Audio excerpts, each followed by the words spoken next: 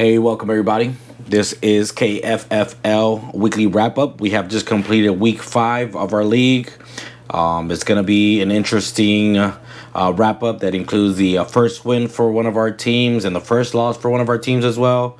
Several injuries that happened this week that are leading to players on the IR. So waiver wire was definitely a busy one this week. Without further ado, let's jump right in.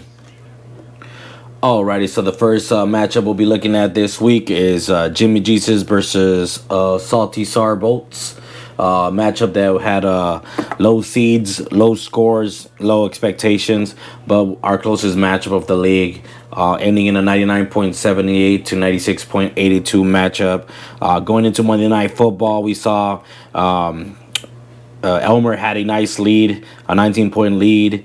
It started off with Carlson missing a couple of critical over 50-yard field goals. Again, missed field goals do get penalized in this league. That gave Salty a chance to come back with Jacoby Myers, who went off on the Packers on Monday Night Football. Unfortunately, Carlson did make one field goal and had a PAT, I believe, and what Dubs gave you a 1.40. Enough pretty much to get away with the win on Monday Night Football. Since he put up some decent points on the bench, would have been a different story again had Salty, changed their defense with the expectation of Pittsburgh playing the way they've been playing. I can see why that matchup seemed a little bit better. Either way, guys, remember, points on the bench do get mentioned during our wrap-up, We are going to be putting these up on the screen, so potentially somewhere over here, you're going to start seeing how those matchup players went off on each other, where the bench was during the matchup. I hope you guys like the format, so Jimmy Jesus moves on to a 2-3 record, Salty 2-3. Again, two teams, lower seeds making a run, hopefully for a playoff spot. Moving on to our next matchup, we're going to be looking at Sione versus Nasty Bashy. This was definitely one of the matchups I was keeping my eye on just because during the draft we saw Sione and Bashy sharing a couple of sweet words to each other. Had a projection of a 103.72 to 103.51, which is one of the closest projections that I've seen. Sione, started off decent with Logan Thomas going off for 20 points on Thursday Night Football. Interesting enough, Nakua is still getting his points despite having Cooper Kupp back. On the other side, Cooper Kupp, he came back and it was like not missing a beat. He definitely complemented the Rams offense very well. It's probably one of the most interesting mirror matchups that I've ever seen. I mean, if we go comparing line to line, quarterbacks are very similar. Wide receivers are very similar. Running backs are very similar. Tight ends similar. Both defenses scored over 20 points. Biggest difference there would be Stephon Diggs going off for 24 points in their early London game on Sunday morning. I think that pretty much was the difference in this matchup, being 123.68 to 115. It's disrespectful enough, that you get the win and then, you find out Aaron Jones is not playing the Monday Night Football. So you decide to pick up Patrick Taylor, third string running back for the Packers. I should know that, right? Funny, puts up 2.70 points just to add injury to insult, or however they say it. Either way, good win by Bashy. Bashy's now moving on to a record of... Thought I would have that ready. My apologies. A record of 2-3. Sione's at the bottom of our league and 12th place at 1-4. Interesting, right? We'll touch back on that one pretty soon. Either way, the back and forth between these guys is pretty entertaining. So we'll see if they get a chance to match up later on in the season. So the next matchup we'll be looking at is House of Troy versus Let's Win Again, which ended in a 90.28 versus 123.56 final. House of Troy gets handed their first win of the season, so no undefeated teams this league. Apart from that, loses Justin Jefferson to the IR. Still waiting on news to see what's going to happen with him, whether it's going to be a 4-week or they're going to keep him on there for longer.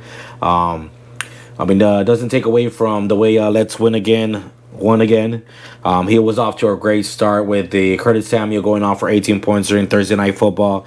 Sam Laporta, our official tight end one, definitely a good tight end in the Detroit offense, went off for 19 points.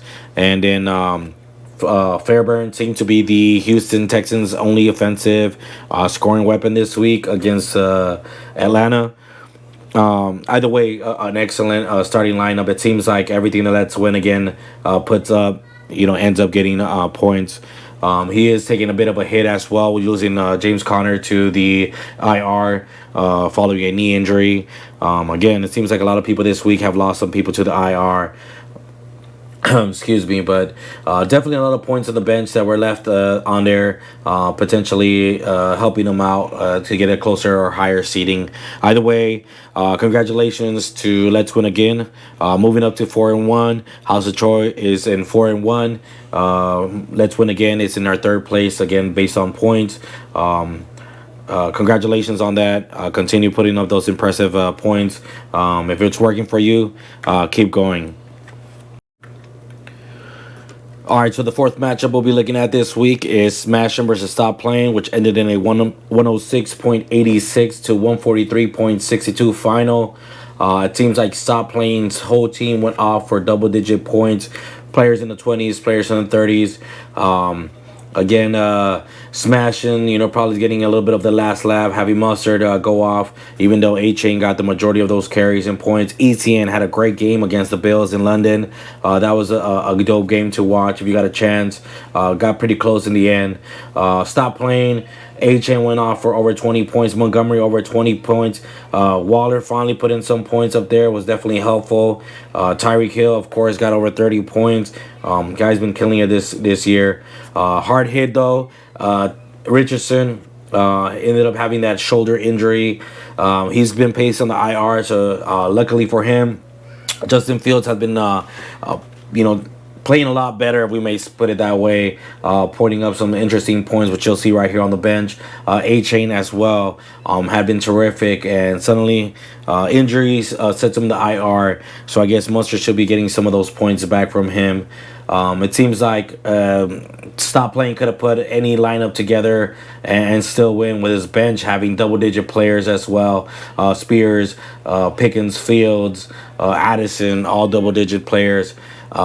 Interesting enough, this lineup that he had he changed a couple players around, we'd probably be talking about how he took the high score of the week this week. But nonetheless, it's still impressive to see a high-scoring offense, a high-scoring team, and a high-scoring bench as well. Again, I know Smashing's looking forward to Saquon Barkley coming back, DK Metcalf hopefully getting back in the mix, and I haven't heard any news, but hopefully Deontay Johnson gets back in the mix. I know Pittsburgh definitely needs that help on offense. This puts these players, this will put, this will put Stop Playing in a 3-2 record in fourth place. Smashing moves down to sixth place with a 2-3 record. Again, keep on putting those interesting lineups, and hopefully it'll keep you still in the playoff run. Good luck to you, gentlemen. So the next matchup we'll be looking at is Ryan's Impressive Team versus Angry Birds. Probably one of the biggest margins of victory for Angry Birds. Let's just say he came pretty angry to this matchup with Jamar Chase going off for 52 points this week. I think it was 3 touchdowns. Sam Howell on Thursday Night Football started hitting him off with 25 points. And then Kmet finally putting up consistent points with 15 points. Even Pittsburgh's defense got some interesting points this week, 22 points, helping them get that nice lead. Ryan's Impressive Team has been a little unimpressive the last 2 weeks. Robinson Bros have been under their projections.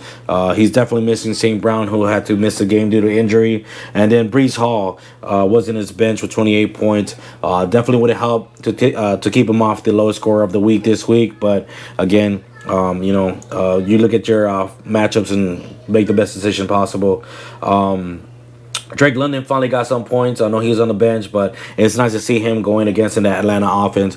It seems like Kyle Pitts and Drake London have been MIA during these last few weeks. Either way, a great win by Angry Birds. That's gonna put him on the board for a 4-1 record in second place, only about 40 points behind House of Troy. Ryan's impressive team, 3-2 at fifth place. Still in the running for the playoffs. So again, gentlemen, continue putting those impressive lineups. Okay, so our final matchup that we were looking at is Niners Gangs versus CD's Nalgas. Again, one of the teams that we have been waiting for to get their first win. Congratulations, Niners Gang, on getting that first win. I think that little trip to San Francisco definitely put some luck in your team. Impressive start of the week with DJ Moore going off on Thursday Night Football for 49 points. Josh Jacobs going off for 19 points against the Packers on Monday Night Football. Kittle went off Sunday Night Football. All these primetime games that had the players going off for him. 27 points by Kittle. Hopkins had over double digits, 22 points. Despite his defense not going up, he was still able to rack up 171 points. CDs fell a little bit short. Lamar Jackson just had bad luck with a lot of his receivers dropping those easy catches. Calvin Ridley's finally back. He had a very impressive game against Jacksonville. CeeDee Lamb, again, with that Niners defense, didn't get a chance to really show off a bit much. So Goddard, though, he definitely got his points, going up for 25 points. Thielen has also been another consistent receiver this year. Goes off for 27 points again. Still racked up a nice amount of points at 129 on the benches. Well, you have Zach Moss, who didn't lose any value with Jonathan Taylor coming back into the lineup. Interesting enough, Brock Purdy showed off against the Dallas Cowboys defense with 26 points. I mean, the guy's going off this year, so definitely a good quarterback to have on your bench. And then Jared Goff, the other one the Niners gang had, obviously had more points than Kirk Cousins this week, but it's nice to see him being a little bit consistent this year. Great players to have on the bench. Congratulations again, Niners gang. 171.86 being our high score of the week. And congratulations on your first win. This puts you on a record of 1-4. CD's Nalgas is in 7th place with a 2-3 record. And Niners gang officially out of the doghouse in 11th place. Sione right now holds the 12th place. So remember, at the end of the year, the last place is going to be buying a jersey for the first place winner. So, I mean, maybe if you don't win it all, just stay out of that last place. Gentlemen, good luck moving forward. Congratulations to those teams that won this week. I look forward to seeing what the lineups are going to look like and matchups are going to look like this week coming up. If I can see anything here, let me pull up. I'm sorry, I should have had that one ready for you guys. But this week, we'll have the 1-4 teams playing against each other. We'll have a tough matchup. Sione's going to be going up against Angry Birds. Projections have them pretty close. Smashing and Salty, two Charger fans going head-to-head. So that's going to be interesting enough. And then Ryan's impressive team going up against Jimmy Jesus. Good projections right there. Hopefully it'll be your bounce-back week. I know it's going to be a must-win game for you to keep moving you up on the board. Again, gentlemen, good luck moving forward, and I'll see you guys next week for a Week 6 weekly wrap-up.